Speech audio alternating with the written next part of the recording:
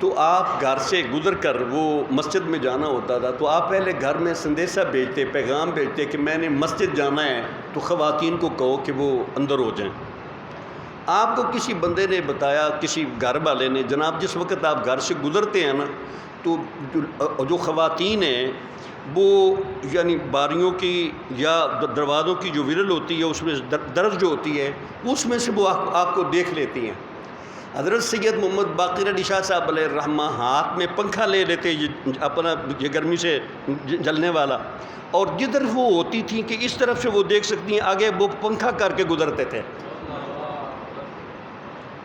بالکل یہ ہے حیا جو ہمیں شرکپور شریف کا درس ہے نا، یہ حیا والا شرکپور شریف کا درس حیا والا، اور یہ وہ درس ہے جو مدینہ طیبہ سے حضور نے عطا فرمایا۔ حضرت ام سلمہ رضی اللہ تعالیٰ عنہ بیان فرماتی ہیں حضرت عبداللہ ابن ام مکتوم رضی اللہ تعالیٰ عنہ گھر میں تشریف لے آئے، وہ انہوں نے اپنی کوئی بات کی، تشریف لے گئے۔ نبی کریم علیہ السلام نے ارشاد فرمایا تم نے پردہ کیوں نہیں کیا؟ کہا یا رسول اللہ وہ تو نابینا تھے۔ آپ نے فرمایا تم تو نابینا نہیں تھے۔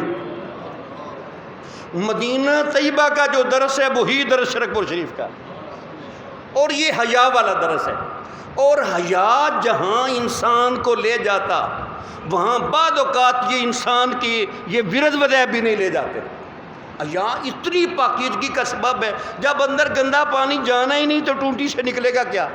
فکر تو خود بخود پاک ہو جائے گی۔ یہ جو حضور نے فرمایا نا یہ تیرا دل ہے، اپنا الا ان فی الجسد مضغہ اذا صلح صلح الجسد کلہ واذا فسد الجسد کلہ الا وہی القلب او کما قال۔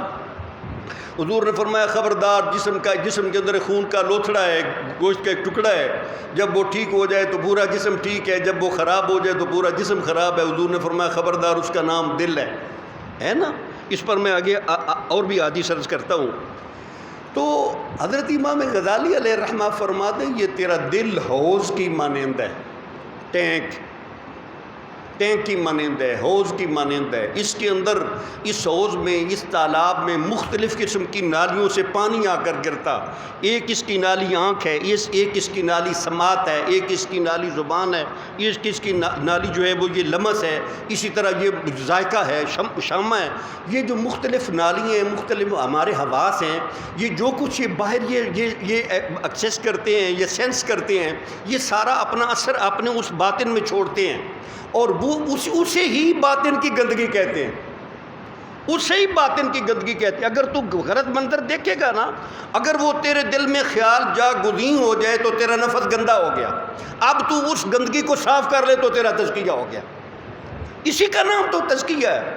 ہم ادھر متوجہ نہیں ہوتے، اور یہ بات بالکل حقیقت قرآن نے جو ازکا لہم کا لفظ استعمال کیا نا، میں اس پر بڑا یہ غور کرتا رہا کہ نظروں کی حفاظت کر لو بہت بڑا تزکیہ، نظروں کی حفاظت کر لو بہت بڑا تزکیہ۔ اور نبی کریم علیہ السلام نے ارشاد فرمایا الحیاء بضع و 70 شعبۃ والحیاء من الایمان، بخاری میں حدیث ہے، مسلم میں حدیث ہے۔ حضور نے فرمایا ایمان کے 70 سے اوپر شعبے ہیں، اس کی برانچز ہیں، شاخیں ہیں۔ آپ نے فرمایا اور حیا بھی ایمان کی شاخ ہے۔ اور اسی شعب الایمان پہ علماء نے کتابیں لکھی۔ پہلے علامہ حلیمی نے لکھی شعب الایمان، پھر اس پیٹرن پہ حضرت امام بہقی علیہ الرحمٰ نے شعب الایمان لکھی کہ ایمان کے شعبے ہیں۔ علامہ عینی علیہ الرحمٰ نے 78 ایمان کے شعبے گنوائے، اس میں سے فرماتے ہیں 31 جو ہیں یہ تصدیق کے متعلق ہیں، 7 یہ اقرار کے متعلق ہیں، اور 40 جو ہیں وہ عمل سے متعلق ہیں۔ اور وہ کہ پھر جا کر بندے کو کہیں ایمان کامل جا کر نصیب ہوتا۔ اور حضور نے فرمایا الحیاء خیر کلہ، حیا سارے کی ساری خیر ہے۔ حیا اول سے لے کر آخر تک خیر ہی خیر ہے۔ اب حیا، اور ہم عمومی طور پر نظر کو بھی ہم یہ ماپنا ہو نا، دیکھنا ہو تو کہتے ہیں کہ اس کی نظر حیا والی ہے، یہ بے حیاؤں والی ہے، کہتے ہیں نا آندن یار بڑا حیادار بندہ ہے، ایسا منظر ہے تو آنکھیں نیچے کر لیتا۔ حیا صرف نظر سے نہیں دیکھی جا سکتی، حیا زبان سے بھی دیکھی جاتی ہے۔ کہتے جی بڑا بے حیا بندہ جو منہ چاہتا ہے کہہ دینا ہے، کہتے ہیں نا بڑا بے حیا بندہ۔ اور حضور نے فرمایا، یعنی آپ نے فرمایا ان مما ادرک النبوہ ادرک او کما حضور نے فرمایا جو میں نے نبوت کے پہلے ادرک الناس لفظ میں مفہوم دینے چاہے جو کچھ حضور نے فرمایا جو کچھ پہلے انبیاء کرام کی ہدایتوں میں سے خیر کی باتوں میں سے جو کچھ لوگوں کو ملا ان میں سے یہ بھی ہے کہ انہوں نے انبیاء نے فرمایا اذا لم تستحی فاصنع ما شئت، جب تجھے حیا نہیں ہے تو جو جی چاہے کر لے۔ اردو میں کہتے ہیں بے حیا، فارسی میں کہتے ہیں بے حیا با شارچے خائی خون، بے حیا ہو جا جو جی چاہے کر۔ حیا جو ہے نا یہ انسان کو اللہ تعالیٰ کی نافرمانی سے روک دیتا، اور یہ آنکھوں کی حیا کے متعلق بالخصوص آج کی ہماری جو گفتگو ہو گئی، اور اس پر ایک حدیث بیان کر کے پھر اس کے بعد اگلے مرحلے میں داخل ہوتے ہیں۔ حضرت عبداللہ بن مسعود رضی اللہ تعالیٰ نے اس حدیث کے راوی ہیں، اور حضور نے حیا کا اتنا وسیع اس کا دائرہ فرما دیا کہ بندہ حیران ہو جاتا ہے کہ نبی کریم علیہ الصلوۃ والسلام آپ فرماتے ہیں مجھے جامع کلمات عطا فرمایا کہ میں تھوڑے سے لفظوں میں معنی کے سمندر بیان فرما دیتا ہوں۔ اب اس حدیث کو دیکھیں، اور یعنی خود جو حضور نے حیا کی شرح فرمائی کہ حیا کتنا ایک وسیع ایک باب ہے اور کتنا وسیع ایک علم ہے۔ حضرت عبداللہ بن مسعود رضی اللہ تعالیٰ عنہ بیان فرماتے ہیں نبی کریم علیہ السلام ہم صحابہ بیٹھے ہوئے تھے، ایک دن فرمانے لگے استحیوا من اللہ حق الحیا، اے صحابہ اللہ تعالیٰ سے ایسے حیا کرو جیسے اللہ تعالیٰ سے حیا کرنے کا حق ہے۔ اور میں یہ سمجھتا ہوں کہ عبداللہ بن مسعود رضی اللہ تعالیٰ عنہ اللہ تعالیٰ انہیں جزائے خیر دے، ہم اس مجلس میں نہیں تھے، انہوں نے حضور کا فرمان سنا کر ہمیں بالواسطہ ہمیں حضور کا شاگرد جانتے ہوئے ہمیں انہوں نے حضور کی حدیث سنا دے۔ سبق میرے اور تیرے لیے ہم نے یاد کرنا، اس حدیث کو اس سبق پہ میں نے بھی عمل کرنا ہے، آپ نے بھی اس پر عمل کرنا ہے۔ حضور نے فرمایا استحیوا من اللہ حق الحیا، اللہ تعالیٰ سے ایسے حیا کرو جیسے حیا کرنے کا حق ہے۔ صحابہ نے کہا یا رسول اللہ صلی اللہ علیہ وسلم انا لنستحیی والحمدللہ، اللہ کا فضل ہے ہم حق حیا کرتے ہیں۔ نبی کریم علیہ الصلوۃ والسلام نے فرمایا لیس ذالک، وہ جو حق حیا ہے نا وہ نہیں ہوتا، اسی لیے تو میں فرما رہا ہوں۔ تو پھر انہوں نے کہا یا رسول اللہ صلی اللہ علیہ وسلم وما حق الاستحیاء، پھر حق حیا ہے کیا؟ اب نبی کریم علیہ الصلوۃ والسلام آپ کا یہ فرمان، اب اس کے جواب میں کیا سمندر ہے معنی کے۔ حضور نے فرمایا حق حیا یہ ہے ان تحفظ الرأس وما وعا، اپنے سر، اپنی قوت مدرکہ، قوت متفکرہ، اپنی سوچ، اور جس چیز کو تیرا ذہن یاد رکھ سکتا ہے، ریکارڈ رکھتا، ہر اس چیز کی حفاظت کر لے کہ تیرے ذہن میں کوئی ایسا خیال بھی نہ آنے پائے، کوئی ایسا علم بھی نہ ہو، ایسی یادداشت نہ ہو جو تیرے اللہ تعالیٰ کو پسند نہ ہو، تو پھر تو اللہ سے تو نے حیا کر لیا۔ ایک گل تو سنی ہونی ہے جی ولیاں کول جاؤ تو دل سنبھال کے جاؤ، ولیاں دی نظر دل تے ہوندی ہے۔ میں یہ کہتا ہوں یہ علماء نے یہ بات کہی کہ یہ ولایت جو ہے نا یہ سیڑھی ہے، ولایت سیڑھی ہے نبوت تک پہنچنے کے لیے، وصل نبی کے لیے، اور وہ سیڑھی ہے ذات حق تک پہنچنے کے لیے۔ جس وقت بندے کو یہ پتہ ہوتا ہے نا یار میرے دل دے خیال تے میرا شیخ بھی جانتا ہے، تو اس کا مطلب ہے جس نبی کی بارگاہ سے میرے شیخ کو یہ فیض پہنچا، اس کا دل اتنا پاک ہو چکا کہ میرے خیالات کو میرا شیخ جانتا ہے، تو رسول اللہ صلی اللہ علیہ وسلم میرے دل کی کیفیت سے کتنے واقف ہے۔ تو جب یہ جان لیا کہ رسول اللہ صلی اللہ علیہ وسلم اس طرح اپنے غلاموں کی حال کو جانتے ہیں، تو جس رب نے انہیں اپنا نبی بنایا اس اللہ تعالیٰ کے جاننے کا کیا حال ہے۔ یہ ہے حیا کہ ہر وقت انسان پر یہ ہو کہ میرے ذہن میں ایسا خیال بھی کوئی نہ آنے پائے جو میرے مالک کو پسند نہ ہو۔ ان تحفظ الرأس وما وعا، سر کی حفاظت کرنی ہے، اور سر جن چیزوں کو اپنے اندر محفوظ کرتا ہے حضور نے فرمایا اس کی بھی حفاظت کرنی ہے۔ وان تحفظ البطن وما حوا، حضور نے فرمایا بطن کی، اور بطن جن چیزوں کو گھیرے ہوئے ہے ان کی حفاظت کرنا یہ حق حیا ہے۔ اب بطن میں عمومی طور پر ہم معدہ لیتے ہیں، لیکن اس کے شارحین کو میں نے دیکھا وہ کہتے ہیں بطن سے مراد ہر وہ چیز جو ظہر میں نظر نہیں آتی، سینے کے اندر دل وہ بھی اس کے اندر داخل ہے، اور اس کے اندر بطن سے مراد ایک معنی اگر لیں، بطن کا یہ معنی صرف اگر ہم یہ پیٹ لیں تو اس کا مطلب ہے صوفی کو اپنے کھانے پر توجہ دینی چاہیے کہ وہ حلال کھا رہا ہے حرام کھا رہا ہے، مشتبہ کھا رہا ہے یا وہ بالکل جو پیورلی حلال کھا رہا۔ اگر وہ حرام کھائے گا تو اس کی عبادات میں وہ لذت نہیں ہوگی، جمعیت خاطر نہیں ہوگی، عبادات میں اسی حلاوت نہیں آئے گی۔ تو ہر صوفی کو جو اللہ تعالیٰ کی راہ چلنا چاہتا ہے، حیا یہ ہے کہ تو اپنے کھانے پر بھی توجہ رکھ کہ تو کیا کھا رہا ہے، اور پھر اس پر بھی توجہ دے کہ تو کتنا کھا رہا ہے، اس پر بھی توجہ دے کہ تو کس طرح کھا رہا ہے، اس پر بھی توجہ دے تو کس وقت کھا رہا ہے۔ کھانے کے اوقات بھی دیکھنے ہیں، کھانے کی مقدار بھی دیکھنی ہے، کھانا بھی دیکھنا، اور یہ کھانا کیسے یہ بھی دیکھنا۔ جی جس طرح حضور میاں صاحب فرما رہے تھے کہ پہلے دور میں تو ایسا ہوتا تھا، تو بیلی آتے تھے 2 مہینے 3 مہینے سے زیادہ بھی آ کر سائیوں کے پاس رہتے تھے، اور ہر موقع پر مناسبت کے ساتھ مشائخ جو ہیں وہ اپنے سالکین کی وہ تربیت فرماتے تھے۔ لیکن اب وہ لوگوں کو اتنا ٹائم میسر نہیں ہے، اس لیے وہ تربیت کی اتنی وسعت نہیں، تو ہم نے اس لیے یہ مناسب جانا کہ ایسا ایک دن جو ہے وہ متعین کر لیا جائے۔ تو یہ کھانے کی حفاظت کرنا، حضور علیہ السلام نے فرمایا یہ بھی حیا، کھانے کی حفاظت کرنا یہ بھی حیا ہے۔ کھانا کھا کر کیا تو اللہ کا شکر ادا کرتا ہے یا نہیں کرتا، یہ بھی حیا میں داخل ہے۔ حضرت جنید بغدادی علیہ الرحمہ سے کسی آدمی نے پوچھا حیا کیا ہے؟ آپ نے ارشاد فرمایا کہ پہلے یہ دیکھ کہ نعمت کس نے دی، پھر یہ دیکھ کہ نعمت کا کیا تو نے حق ادا کیا، تو اس حق کی ادائیگی نہ ہونے کی کیفیت اور نعمتوں کی کثرت دیکھ کر جو تیرے دل میں ایک تغیر اور ایک عاجزی پیدا ہوگی، اس کیفیت کو حیا کہتے ہیں۔ حضرت جنید بغدادی علیہ الرحمہ نے فرمایا یہ کیفیت اور یہ حالت یہ حیا کہ ہم تو اللہ تعالیٰ کی اتنی نعمتیں کھاتے ہیں، اللہ تعالیٰ صرف کیا یہ کہنے سے الحمدللہ الذی اطعمنا، ہم نے اللہ تعالیٰ کا حق ادا کر دیا اس کھانے کا۔ ہم نے تو نماز بھی نہیں پڑھی، ہم نے تو کھانے کے حاصل ہونے والی قوت کو اللہ تعالیٰ کی بندگی میں نہیں لگایا، اسے ہم اللہ تعالیٰ کی نافرمانی میں لگ گئے۔ یہ سارا ان تحفظ البطن وما حوا میں آتا۔ اور دوسرا اسی میں شرمگاہ بھی آتی ہے، اسی میں انسان کا دل بھی آتا۔ تو نبی علیہ الصلوۃ والسلام نے ارشاد فرمایا حق حیا یہ ہے کہ تو اپنے سر کی اور جو کچھ سر ریکارڈ کرتا ہے محفوظ رکھتا ہے اس کی بھی حفاظت کر، اور اپنے بطن کی اور بطن جن چیزوں کو حاوی ہے گھیرے ہوئے اس کی بھی حفاظت کر۔ تیسری چیز نبی کریم علیہ السلام نے فرمایا وَتَتَذَكَّرَ الْمَوْتَ وَالْبِلَا،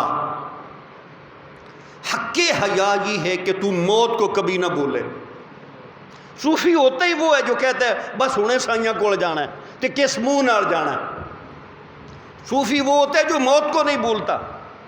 اور ہر وقت میں جب بھی حضرت صاحب کی بلا حضرت کہنے والے شریف کی خدمت میں حاضر ہوا، شاید کوئی ایسی مجلس ہو جس میں آپ نے کوئی یعنی سائیوں کے پاس جانے اور ان کی خدمت میں حاضر ہو کر اور آخرت کے متعلق اور اس کے متعلق یہ گفتگو نہ کی ہو۔ تقریباً 99% آپ کی گفتگو میرے ساتھ جو معاملہ تھا، پتہ نہیں میری تربیت تھی یا مجھے سمجھاتے تھے، آپ کا یہ عنوان آپ کا چلتا تھا، اور فرماتے تھے سائیوں کے پاس جائیں گے تو پھر سائیں کیا میرے کام سے کبھی وہ یعنی تسلی کے لیے یا ویسے کہ آپ مجھ سے خوش تو ہیں، میں جاؤں گا مجھے رسوائی تو نہیں ہوگی۔ ایک دن وہ یہ اپنا حضرت صاحب کی خدمت میں، شاید آپ کو یہ معلوم نہیں، کسی دن نا جی میں اور پیر فراست علی شاہ صاحب چند جی اور اپنا حاجی محمد رفیق صاحب، ہم نے عرض کی جناب بڑی لوگ آپ کے واقعات سناتے ہیں، اجازت ہو تو آپ کے حالات زندگی نہ لکھ لیں۔ آپ نے فرمایا یہ میرا خاتمہ ایمان تے ہو گیا تے کچھ لکھ لیا دے۔ آج کل لوگ اپنی حالات زندگی لکھواتے ہیں، اسے سلیبس میں داخل کرتے ہیں۔ اللہ کے بندے وہ ہوتے ہیں جن کا یہ حال ہوتا، وہ یہ نہیں کہتے میں مقام غوث مجھے کوئی، آپ نے فرمایا میں ابھی تو امتحان میں ہوں، خاتمہ ایمان پہ ہو گیا۔ یہ ہے حضور شیر ربانی کی تربیت۔ میں یہ سمجھتا ہوں کہ یہ سبق میرے حضرت کو آستانہ علیہ شرک پور شریف سے نصیب ہوا۔ ہر وقت موت کو یاد رکھنا، ول بلا بوسیدہ ہو جانا، قبر میں جاؤں گا ہڈیاں بکھر جائیں گی، جسم ریدہ ریدہ ہو جائے گا۔ اگرچہ اہل اللہ کے متعلق یہ بشارتیں موجود ہیں کہ اللہ کی زمین ان کے جسموں کو نہیں کھاتی، لیکن یہ قاعدہ کلیہ نہیں۔ بہت سارے کامل اولیاء کرام ہیں لیکن ان کے جسم زمین کھا گئی، ایسی ہو جاتا ہے۔ انبیاء کرام کے متعلق یہ نص ہے، اور غیر انبیاء کے متعلق یہ کثرت کے ساتھ تواتر کے ساتھ واقعات ہیں، لیکن نص کوئی نہیں۔ ایسا اللہ کے فضل سے بہت سارے اولیاء کرام اپنی قبروں میں محفوظ پائے گئے، لیکن نبی کریم علیہ الصلوۃ والسلام نے جب یہ حدیث ارشاد فرمائی تو آپ نے ارشاد فرمایا تذکر الموت والبلا۔ اب بندہ یہ کہتا ہے جناب ہم تو ہر وقت آخرت کو یاد کرتے ہیں، ہم یہ دعا کرتے ہیں ربنا آتنا فی الدنیا حسنۃ وفی الآخرۃ حسنۃ وقنا عذاب النار، اور ہر روز ہم آخرت کے متعلق یہ اتنی دعائیں کرتے ہیں، ہم ایسا کرتے ہیں۔ نبی کریم علیہ السلام نے ارشاد فرمایا ومن اراد الآخرۃ ترک زینۃ الدنیا۔ اگر یہ دیکھنا ہو نا کہ آخرت کا طالب کون ہے تو دیکھو جس بندے نے دنیا کی زیب و زینت چھوڑ دی وہ بندہ آخرت کا طالب ہے۔ کیا یقین جانے مجھے تو لگتا ہے یہ پوری حدیث علم تصوف ہے، پوری حدیث علم تصوف ہے۔ اس کا ایک ایک جملہ تصوف کے اعلیٰ اصول ہے جو نبی علیہ الصلوۃ والسلام نے اس دور کے صحابہ کو صحابہ جو اس مقام تک پہنچے، اس میں نبی کریم علیہ السلام کی تربیت اور حضور کے فیضان نبوت کو 100% اگرچہ ان کی استعدادیں بھی کامل تھیں، وہ اولین و آخرین میں سے چنیدہ لوگ تھے، لیکن اس میں نبی کریم علیہ الصلوۃ والسلام کی تربیت اور حضور کا فیضان کرم اس کے اندر وہ شامل ہے۔ تو نبی کریم علیہ الصلوۃ والسلام نے صحابہ کو ارشاد فرمایا ومن اراد الآخرۃ ترک زینۃ الدنیا۔ آخر پہ حضور نے فرمایا فمن فعل ذلک فقد استحیا من اللہ حق الحیا۔ جس بندے نے یہ ساری باتیں کر لی اس بندے نے اللہ تعالیٰ سے ایسے حیا کیا جیسا اللہ تعالیٰ سے حیا کرنے کا حق تھا۔ اب حیا کی اپوزٹ جو لفظ ہے وہ ہے فحاشی، فوش۔ نبی کریم علیہ السلام نے فرمایا اللہ تعالیٰ حیادار کو پسند فرما دے، فرمایا اور ان اللہ تعالی یبغض فحاشن، اللہ فحشن بھی ہے، فحاشن بھی، متفحشن بھی، تینوں لفظ ہیں۔ اور اللہ تعالیٰ فوشکاری کرنے والے کو، فوش گوئی کرنے والے کو اللہ تعالیٰ ناپسند فرماتا ہے، وہ بندہ اللہ تعالیٰ کا مبغوض ہوتا ہے، غیر پسندیدہ ہوتا ہے۔ نبی کریم علیہ الصلوۃ والسلام کے اپنے یعنی آپ کی جو اپنا حیاداری ہے، یہ ایک تو لفظ حیا کے ساتھ آپ کے اخلاق کو یا آپ کی کیفیات کو صحابہ نے بیان فرمایا۔ حضرت انس فرماتے ہیں، حضرت سیدہ شفیقہ رضی اللہ تعالیٰ عنہ بھی لم یکن رسول اللہ صلی اللہ علیہ وسلم فاحشا ولا متفحشا۔ نبی کریم علیہ الصلوۃ والسلام فوش گو فوشکار نہ عادتاً تھے نہ تکلفاً تھے۔ کبھی ایسے ہوتا ہے بندہ نارملی کوئی ایسی گفتگو نہیں کرتا جو یعنی حیا کے تقاضوں کے خلاف ہو، لیکن اگر کہیں گفتگو ہو رہی ہو یعنی لوگ گپ شپ کر رہے ہوں، اس میں لقمہ دینے کے لیے کبھی اس کے منہ سے کوئی ایسی گفتگو نکل جاتی ہے، یا کسی کا جواب دینے کے لیے کوئی بندہ اسے ابھارے کہ میں اس سے یہ جملہ نکلوا کر چھوڑوں گا، اسے ایسا ماحول دے تو وہ اس کے منہ سے ایسے کلمات نکل جاتے ہیں۔ صحابہ فرماتے ہیں نبی کریم علیہ الصلوۃ والسلام کی رب تعالیٰ نے فطرت مبارکہ ایسی سلیم بنائی تھی کہ نہ آپ کی عادت میں فحاشی تھی نہ تکلف میں، آپ نے پوری زندگی کبھی فحاشی کا آپ نے کبھی کوئی کلمہ آپ نے استعمال فرمایا۔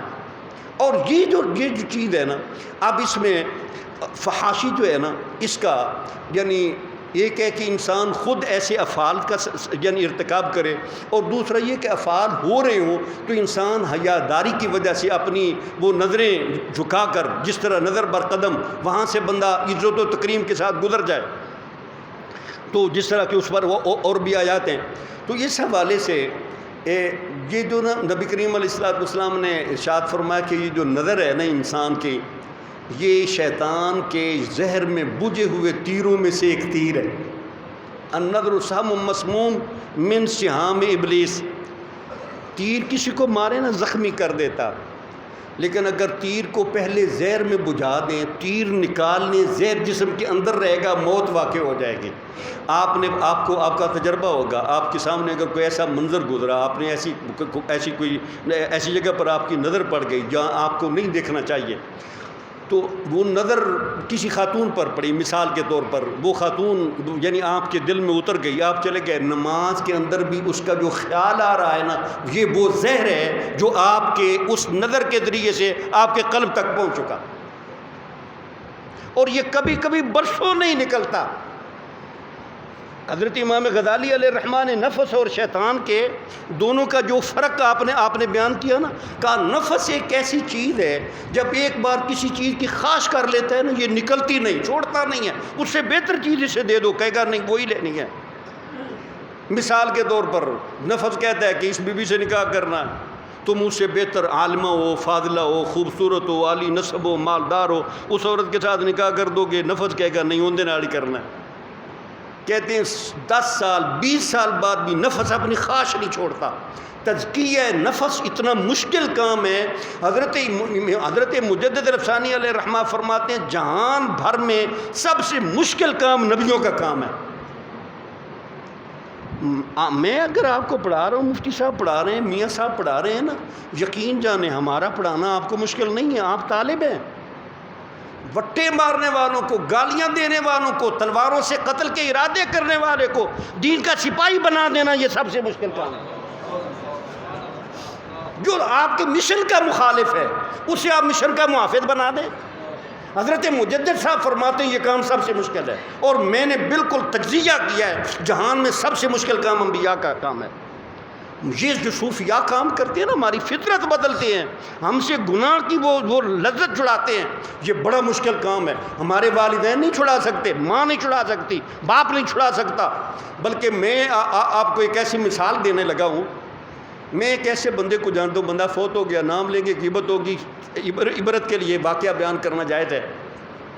ایک بندے کو پرسنل جانتا ہوں، وہ بندہ نوجوانی میں کسی عورت کے ساتھ اس کی محبت ہو گئی، شادی اتفاقاً اس عورت کی کہیں اور جگہ پر ہو گئی، مرد کی کسی اور جگہ پر ہو گئی، دونوں کی مرد کے اولاد ہو گئی۔ مرد جو ہے نا اس نے علم دین پڑھا، اس نے دورہ حدیث کیا فیصل آباد میں، بہت بڑا استاد بن گیا، شیخ الحدیث بن گیا، بالکل جھوٹے پر لعنت، بندہ شیخ الحدیث ہو گیا۔ اس عورت کا کہیں 60 سال کے بعد یا 60 سال کی عمر میں یا راؤنڈ اباؤٹ میں اس بی بی کا خامد فوت ہوا تو جا کر کہتا ہے میں تو اب بھی تجھ سے محبت کرتا ہوں، ہونی نے میرے نال شادی کر لے۔ مجھے اس وقت امام غزالی کی سمجھ آئی کہ امام غزالی نے فرمایا نفس اپنی خواہش نہیں چھوڑتا۔ تزکیہ نفس اتنا مشکل کام ہے کہ اس نفس کی پسندیدہ چیز کو چھڑانا، یہ تو بچہ دودھ چھوڑ دیتا ہے لیکن نفس اپنی بری عادت نہیں چھوڑتا۔ یہ ہمارے شیخ، ہمارے مشیخ رسول اللہ کے نائبین اتنی بڑی جہان میں نعمت ہے کہ ہم ان کا ساری زندگی اللہ تعالیٰ کی اس نعمت کا ہم نے شکر ادا کر سکتے۔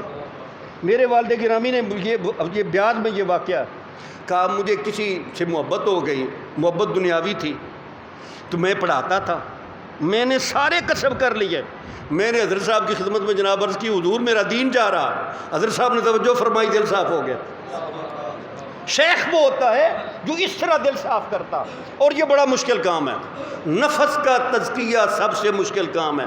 برتن ہوئے نا تواڈے کول لوٹا موجود ہے، تواڈے کول جگ موجود ہے، ان اندر گندگی لگ گئی، تسی انہوں مجا کے مانجا مار کے، یہ دل ایک ایسا جگ ایسی چیز ہے جہاں پر ہاتھ کوئی نہیں پہنچتا، جہاں پر صابن کوئی نہیں پہنچتا، یہ صرف شیخ کی توجہ ہوتی ہے جو تمہارے دل کو صاف کرتی ہے۔ حضرت خواجہ محمد معصوم سرندی علیہ الرحمہ آپ فرماتے تزکیہ پتہ کیسے ہوتا ہے؟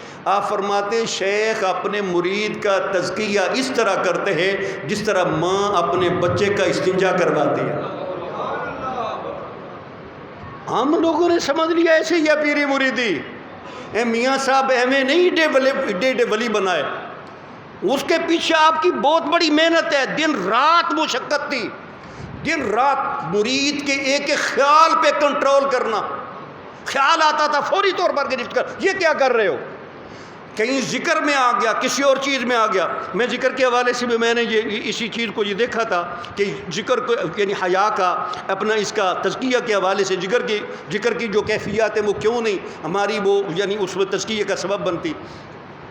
تو حضور قبلہ عالم میاں صاحب علیہ الرحمہ اور ان کے نائبین نے واقعتاً یہ بڑا مشکل یہ کام کیا ہے۔ میں نے تو اپنے بزرگوں کی ان کی فطرتوں میں یہ چیزیں، ان کے تجربوں سے یہ چیزیں سنی ہیں کہ وہ کس طرح تمہارا تزکیہ کرتے تھے۔ ظاہری طور پر یہ کوئی چیز وہ نظر نہیں آتی تھی، اور یہ اعمال سے بھی ہوتا ہے۔ میں یہ جس طرح کی یہ بات میں نے کی، نبی کریم علیہ السلام نے نظر کی حفاظت کے متعلق بہت کچھ ارشاد فرمایا، اور اسی وجہ سے آپ یہ دیکھتے ہیں صحبت جو ہے اس کو بڑا دخل ہوتا، اور یہ انسان کی فطرت میں ایسی چیز کے اندر اللہ تعالیٰ نے اٹریکشن رکھی، شیطان کی دعوت اس کے اندر موجود ہے، نفس کی رغبت موجود ہے، اور وہاں پر دوسری جگہ پر حسن موجود ہے، کل المومنین کیا یغضوا کا یہ اپنا فرمان موجود ہے، اور اس پر اللہ تعالیٰ کا یہ ہر چیز کا مشاہدہ فرمانا، یہ ساری چیزیں ہونے کے باوجود انسان ساری چیزوں کو پس پوچھ بہہ کر وہ جا کر کہیں اس مصیبت میں جا کر مبتلا ہو جاتا اور پھر پھنس جاتا، اور وہاں پر اللہ تعالیٰ اپنے فضل سے اپنے نائبین کے توسل سے اس بندے کا باطن پاک کر کے اس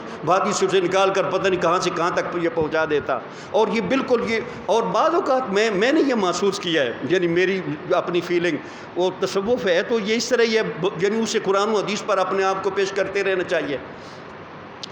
امام غزالی علیہ الرحمہ فرماتے ہیں نفس کا علاج اس لیے بڑا مشکل ہے کہ نفس انسان کا محبوب ہے، تے محبوب دے عیب نہیں نظر آؤندے۔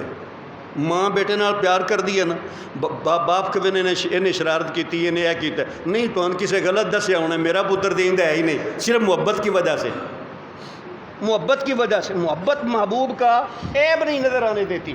تو حضرت امام غزالی فرماتے ہیں نفس تیرا محبوب ہے، جب یہ اسراف کرتا ہے تو کہتے ہیں واہ واہ کیا یہ تو سخاوت ہے، جب یہ بخل کرتا ہے تو کہتے ہیں یہ اقتصاد ہے، جب یہ تکبر کرتا ہے تو کہتے ہیں یہ جرت ہے، جب یہ بزدلی کرتا ہے تو کہتا ہے یہ تواضع ہے۔ تو اس کے عیب کو جانچ نہیں سکتا۔ شیخ ہے جو بتاتا ہے کہ یہ اسراف کی حدیں ہیں، یہ بخل کی حدیں ہیں، یہ درمیانی درجے کا نام سخاوت ہے۔ تیرے نفس کا عیب صرف تیرا شیخ جانتا، وہ تجھے بتائے گا کہ یہ تیرا عیب ہے جسے تو نیکی سمجھ رہا۔ آپ کتنے لوگ ہیں داد و دش کرتے ہیں، یہ سیاستدان لوگ، جناب اتنی شادیاں کروا دیں، اتنی افطاریاں کروا دیں، اتنے بندوں کو عمرے کے ٹکٹ دے دیے، کبھی پوچھا کیوں کر رہے ہیں؟ اگر سخاوت ہوتی اتنا عمل کر کے خدا کے دوست نہ بن جاتے؟ کیوں نہیں بنتے؟ وہ نفس ان کا عیب نیکی کی صورت میں ان کے سامنے پیش کرتا ہے۔ شیخ بتاتا ہے کہ اس میں تیری نیت خراب ہے، تیرے عمل کا تجھے کوئی فائدہ نہیں ہوگا، اور یہ بالکل یہ حقیقت ہے۔ اور میں نے محسوس کیا کہ مثلاً یہ اسراف یا یہ اپنا بزدلی، اپنا بخل، اس کی درمیانی کیفیت کا نام یہ سخاوت ہے، لیکن انسان اس کے اندر تمیز نہیں کر سکتا جب تک اللہ تعالیٰ کا فضل نہ ہو اور پیچھے کوئی مزکی مرشد نہ ہو، تربیت کرنے والا رہنما موجود نہ ہو، بندہ نہیں کر سکتا۔